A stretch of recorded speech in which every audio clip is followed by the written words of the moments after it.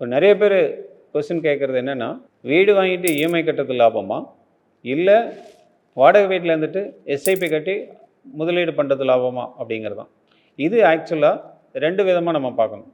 ஒன்று வந்து வாடகை வீட்டில் கட்டிக்கிட்டு பேலன்ஸை இன்வெஸ்ட் பண்ணி எஸ்ஐபி மூலயமா, மியூச்சுவல் ஃபண்டு மூலயமா நல்ல ப்ராஃபிட் வரும். ஸோ ஒரு லாங் டேர்மில் ஒரு நல்ல ஃபிகரை அச்சீவ் பண்ணலாம். அப்போ வந்து பார்த்திங்கன்னா நம்ம ஒரு 5 இயர்ஸோ இல்லை ஒரு 10 இயர் வெயிட் பண்ணி அப்போ கடன் இல்லாமலே நம்ம இஎம்ஐ இல்லாமலே வீடு வாங்கலாம். அதுதான் ஆக்சுவலாக பெஸ்ட் மெத்தட் ஃபினான்ஷியல் ஆங்கிளில் பார்த்தீங்கன்னா.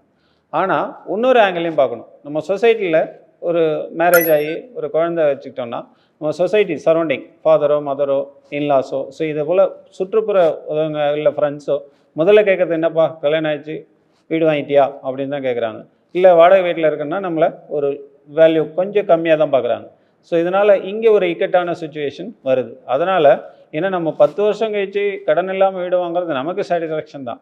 பட் ஆனால் இங்கே நம்ம சரௌண்டிங்கையும் பார்க்கணும். ஸோ அப்போ பார்த்தீங்கன்னா ஃபஸ்ட்டு வீடு வாங்கினா அது ஒரு ஸ்டேட்டஸ் மாரி நிறைய நினைக்கிறாங்க. பட் ஆக்சுவலாக இஎம்ஐ கட்டுற கஷ்டம் நமக்கு தான் தெரியும். வீடை வாங்கிட்டு இஎம்ஐ கட்டுறது சோஷியல் ஸ்டேட்டஸுக்கும் சரி, சுற்றுப்புறவங்களை சாட்டிஸ்ஃபை பண்ணுறதுக்கும் அது ஒரு நல்ல மெத்தட் தான். ஆனால் ஃபினான்ஷியலாக ஹஸ்பண்ட் அண்ட் ஒய்ஃப் 2 பேரும் வேலை செஞ்சாலும் இஎம்ஐ கட்டுறது அவங்களுக்கு கொஞ்சம் சப்பராக தான் தெரியும். பட் ஃபினான்ஷியலாக ஆங்கிளில் பார்க்க போனீங்கன்னா வாடகை வீட்டில் இருந்துட்டு எஸ்ஐபி மூலமாக பெஸ்ட் பண்ணி கடன் இல்லாமல் வீடு வாங்குறது பெட்டர். 10 வருஷத்தில் எஸ்ஐபி போட்டு ஒரு வீடு வாங்க முடியுமா அப்படின்னு நான் ஒரு எக்ஸாம்பிளுக்காக சொல்கிறேன். ஏன்னா mutual fund subject to market risk. But இருந்தாலும் ஒரு நல்ல ரிட்டர்ன், ரொம்ப ரிட்டர்ன் நீங்கள் எதிர்பார்க்க வேண்டாம்.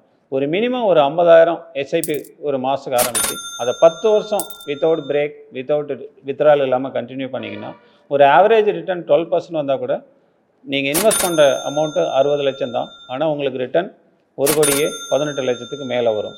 இப்போ சொல்லுங்கள், இதை வச்சு நீங்கள் வீடு வாங்க முடியாதா? இந்த மாதிரியான அவேர்னஸ் வீடியோ தெரிஞ்சுக்கிறதுக்கு நீங்கள் எங்கள் சக்தி மணி டாக்கை சப்ஸ்கிரைப் பண்ணுங்கள்.